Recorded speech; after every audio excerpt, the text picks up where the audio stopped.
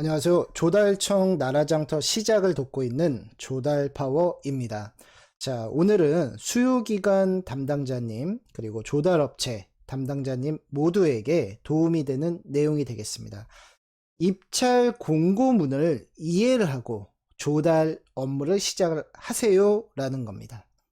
자, 발주하는 수요기관 담당자님들도요, 보통 이런 패턴으로 이제 입찰 공고를 많이 집행을 하십니다. 자, 내가 어떤 물품, 공사 서비스에 대해서 발주를 해야 된다. 그러면 이제 보통 어떻게 하시느냐? 현재 나라장터 입찰 공고를 검색을 해보세요. 자, 나랑 좀 비슷한 입찰 집행 공고가 언제 있었나를 우선 살펴보시고 거기에 첨부되어 있는 그 입찰 공고문을 이제 확인을 해 보시겠죠. 근데 이제 여기서 이제 중요한 거는요, 발주를 집행하시는 분들께서 경험이 많으신 분들은 상관이 없겠지만, 이제 오늘 그 제 영상을 보시는 대부분의 분들은 이제 조달청 나라장터 업무를 이제 막 시작하시는 분들이 대부분이실 겁니다. 그래서 이 조달청 나라장터만의 어떤 원칙, 기본 개념이 많이 부족하신 상태에서 아무리 남의 공고를 보더라도 그걸 적절하게, 이 문구는 내가 적용해야 돼. 이 문구는 내가 적용하면 안 되는 문구야. 이런 걸 판단을 하실 그런 이제 좀 기본기가 많이 부족하다라는 거죠. 자, 반면에 또 입찰에 참여하시는 조달 업체분들도 마찬가지실 거예요. 내가 이제 나라장터에서 내 관련 키워드를 검색을 해서 공고가 이제 쭈르륵 나올 겁니다. 그러면 그 많은 공고 중에서도 내가 입찰 참가 조건이 되는 공고가 과연 어느 것이냐를 또 판단하는 그런 좀 실력이 아직은 부족하실 거라는 거죠. 조달업체 다 입문자라는 간주 하에서요. 그래서 제가 항상 강조하는 부분이 조달청 나라장터 업무에 대한 이제 기본기입니다. 기본 개념이 내가 좀 확립이 잘 되어 있어야 발주를 하던 아니면 내가 입찰에 참여를 하던 실수 없는 업무 처리가 된다라는 거예요. 그래서 입찰 공고문을 이해를 하고 조달 업무를 시작할 수 있다라면 아주 효율적으로 시작을 할 수 있다라는 거죠. 또 입찰 공고문이 제 생각에는 모든 정답이 여기 다 들어있다고 보는 거거든요.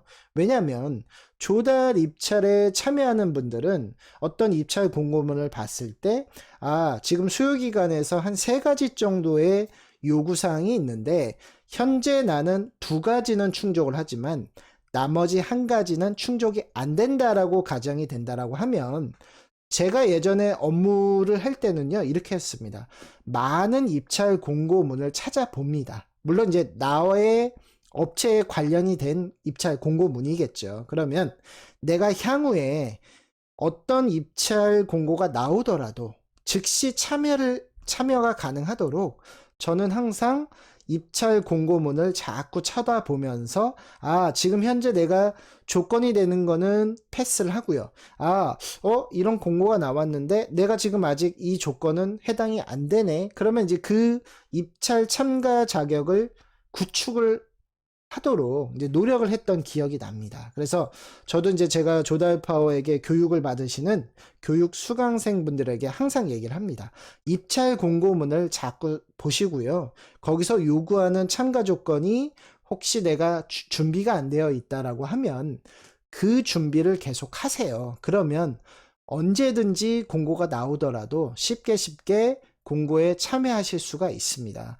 왜냐면 이제 이런 경우가 있습니다. 어떤 이제 공고가 나왔는데 이거 진짜 내가 했으면 좋을 공고지만 조건을 보니까 내가 못할 조건이 하나 있는 거예요. 그러면 그 조건 준비하는데 물론 하루면 되는 조건들도 있겠지만 뭐 일주일 또는 2주일이 걸려야만 참가 조건을 구축할 수 있는 상황도 존재할 수 있다라는 거예요. 그래서 이 입찰 공고문을 자꾸 보시고 이해하시고 그런 다음에 조달 업무를 시작하시는 것이 많이 효율적이라는 겁니다. 그래서 여기 화면에도 보시면 이제 물론 이제 우리 중소기업 사장님들 아니면 담당자님들 이렇게 과중한 업무에 많이 머리가 아프실 거예요. 그래서 우선 입찰 공고문에 대한 이해력을 키우시려면 기본기가 우선 필요합니다. 그래서 지금 뭐 조달 파워는 뭐 여러 가지 이제 업체에서 연락이 많이 오시죠. 이제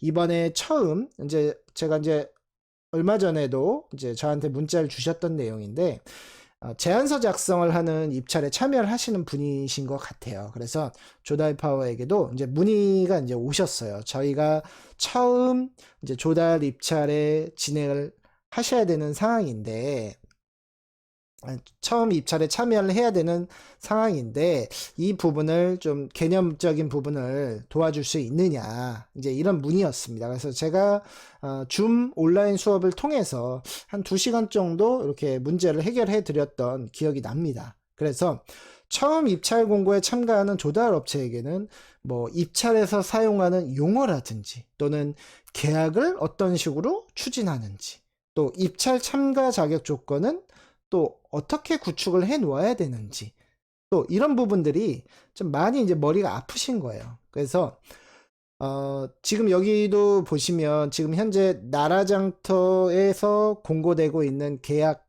방법에 대해서 제가 한 2컷 정도를 이렇게 커트를 해 놓았는데 화면만 보셔도 아시지만 계약 방법 자체가 되게 다양합니다. 뭐 제한 단가, 제한 총액, 뭐 제한 총액, 규격 가격, 동시 또는 뭐 수의 소액 견적 입찰 2인 이상 견적 제출. 그러니까 이 계약 방법만 해도 여러 가지가 있다 보니까 우선 이거에 대해서 많이 좀 겁을 좀 먹고 좀 이 조달 시장에 진입하는 거에 대해서 막연하게 좀 어렵다라고 많이 생각을 하시는 것 같으세요. 그래서 물론 사실적으로도요, 조달청 나라장터 처음 업무하시는 분들에게는 이 용어가 많이 어려운 게 사실입니다. 그래서 조달 파워가 항상 교육을 할 때도 이 용어에 대한 정의를 좀 쉽게 알아들으실 수 있도록 좀 정리를 해드리는 편이 되겠습니다. 그리고 입찰에서 가장 중요한 건 뭐냐면요. 바로 해당 입찰 공고에서 요구하는 이 입찰 참가 자격 조건을 구축을 하는 거예요. 근데 이 부분도 내가 개념이 좀 부족하다라고 하면 충분히 본인이 할 수 있는 일임에도 불구하고 어떤 개념 부족으로 인해서 완성을 못 시켜놓는 일들이 참 많으세요. 뭐 한 가지 예만 그냥 제가 말씀을 드리면 아마 중소기업자 간 경쟁 제품을 취급하시는 분들은 다 알고 계실 내용인데 자, 중소기업자 간 경쟁 제품은 반드시 직접 생산 확인 증명서가 필요합니다. 자, 그러면 내가 직접 생산 확인 증명서를 발급받기 위해서 어떻게 해야 되죠? 공장도 있어야 되고 생산 인력도 있어야 되고요. 또 생산을 하는 기계 설비도 있으셔야 되죠. 또 원자재를 구매했다라는 그런 전자세금 계산서, 실적도 필요하십니다. 자, 그러면 이런 서류들을 힘들게 준비를 해놓고 이제 어찌 해서 한 보통 2주 정도 소요가 될 거예요. 그래서 2주 정도의 소요가 지나가면 정상적으로 준비가 다 잘 되어 있다라고만 하면 직접 생산 확인 증명서를 이제 발급을 받게 되십니다. 자, 그러면 이제 업체에서 이제 됐다. 나 이제 직접 생산 증명서 발급 받았기 때문에 조달청 나라장터 입찰에 참여할 수 있구나라고 이제 안도를 하시고 이제 그 상태로 이제 종료를 해버리세요. 그런데 사실은 그게 아니에요. 자, 직접 생산 증명서를 그렇게 힘든 노력 끝에 발급을 받으셨다라고 하시면 그냥 문서철에만 소중하게 간직하시면 안 됩니다. 바로 나라장터 시스템에 나 직접 생산 증명서를 발급받았습니다라고 신고를 하셔야 돼요. 나라장터 입찰 참가 자격 등록 화면에 내가 직접 생산 증명서를 이런 세부 품명으로 발급받았습니다라고 그 해당 관할 지방 조달청으로 문서 송신을 해줘야만 조달청에서는 확인을 하죠. 그러시네요. 우리 선생님 업체 이 세부 품명에 대해서 직접 생산 증명서 발급 받으셨네요 라고 인정을 받으셔야만, 즉 제조 물품으로 최종 승인이 돼 있어야만 나는 완벽한 제조업체가 되는 거예요. 단지 직생증명서 받았다라는 것으로 해결이 되는 사항이 아니라는 겁니다. 그래서 이렇게 좀 숨어 있는 기본 개념, 이런 기본 개념이 불완전한 분들은 내가 준비를 다 해놓고도 그런 한 단계 마지막 업무를 안 함으로써 입찰에 참여를 했지만 실패를 보는 경우도 종종 있습니다. 그래서 이런 기본기가 중요하다라는 것을 제가 한 가지 예로 들어서 이제 설명을 드렸습니다.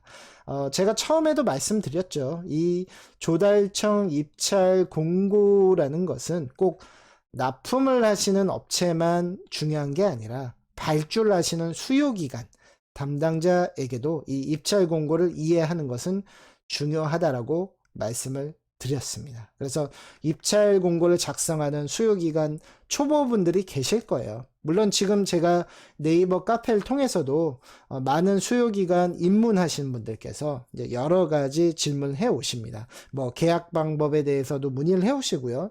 또 입찰 집행을 하셔야 되다 보니까 그럼 입찰의 원리가 뭐냐? 그러니까 물론 내가 수요기관이기 때문에 입찰을 하시지는 않지만 그러면 과연 이제 업체에서 입찰을 할 때 우리 계약 담당자님들한테도 문의가 오는데 내가 입찰에 대해서 너무 모르니까 대답하기가 어렵다. 이제 이런 질문도 많으시거든요. 그래서 뭐 예정 가격이 어떻게 만들어지는 거냐, 또 복수 예가는 또 어떻게 만들어지는 거냐, 또 낙찰 환율의 의미는 또 뭐냐, 이제 이런 여러 가지 부분을 이제 문의를 하고 계세요. 그래서 입찰 공고를 작성하는 수요기관 입문 담당자님도 이 조달파워가 제공해드리는 정보들을 잘 참고하시면 좋겠습니다. 그래서 입찰 공고문에 대한 이해력이 높아지면요, 조달업체분들은 입찰 참가에 있어서 좀 더 안전하게 실수 없는 입찰 참여가 되실 거고요.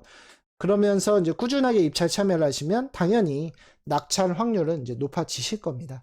반대로 발주하는 수요기관 담당자 분들은 올바른 공고를 작성함으로써 추후 있을 어떤 민원 같은 거에서도 좀 자유로울 수가 있겠죠. 내가 공고를 잘못 내서 어떤 1등 업체가 탈락이 되고 또 탈락이 될 업체가 1등이 된다라고 하면 이제 민원 싸움에 휩싸이게 되거든요. 그래서 지금 조달 업무를 하면서도 수요기관 담당자분들은 가장 이제 그런 부분에 민감하시기 때문에 올바른 개념을 장착을 하시고 입찰 공고를 집행하시는 것이 본인 업무에도 도움이 많이 되시겠죠. 자, 지금까지 조달 시작을 돕고 있는 조달파워였고요. 앞으로도 궁금하신 점은 항상 이 조달파워 카페에 오셔서 질문 남겨주시면 되겠습니다. 감사합니다.